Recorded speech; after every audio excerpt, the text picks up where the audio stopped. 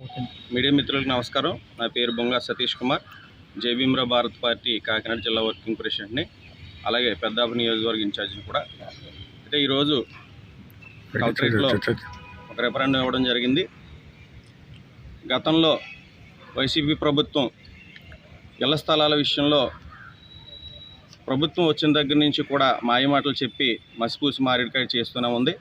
అలాగే కాకినాడ జిల్లా ఏలేశ్వరం మండలం సిరిపురం గ్రామంలో ఇళ్ల స్థలాల విషయంలో కూడా భారీ కుంభకోణం జరిగిందని చెప్పుకోవాలి. ఎందుకంటే తక్కువ రేటు ఉన్న భూమిని ఎక్కువ రేటు కొనుగోలు చేసి ప్రజలకి మభ్యపెట్టి అక్కడ కొనుగోలు చేసిన విషయంలో అవకతవకలు ఏర్పడ్డాయని చెప్పేసి మేము గతంలో కూడా అనేక మార్లు చెప్పడం జరిగింది.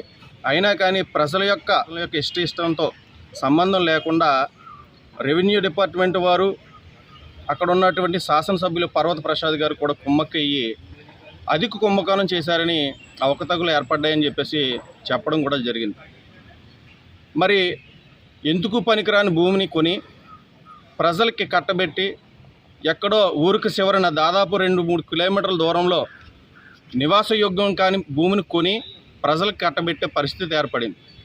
వైసీపీ కార్యకర్తలకేమో ఊరికి ఆనుకుని ఒక 50 ఇళ్ళు వరకు ఇవ్వడం జరిగింది.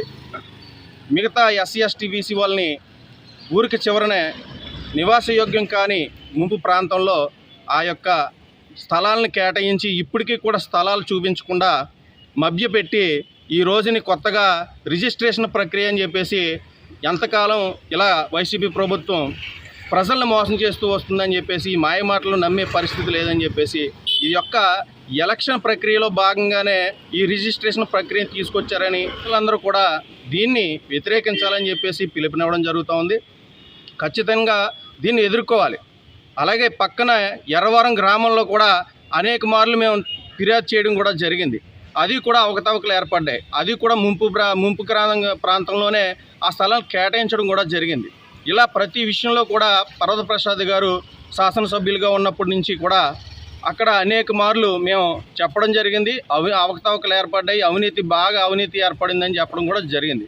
కానీ ఇప్పుడు వరకు కూడా ప్రజల యొక్క ఇష్టాలను చూసుకోకుండా ఆ యొక్క స్థలాలను కొనుగోలు చేసి ప్రజల్ని మభ్యపెట్టి ఈ రోజుకి కూడా స్థలాలు చూపించకుండా రిజిస్ట్రేషన్ ప్రక్రియ అంటే ఎవరు నమ్ముతారండి?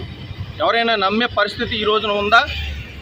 ఇది ఎలక్షన్లో భాగంగా కాదా మీరు చేసే ఈ యొక్క చర్యలు?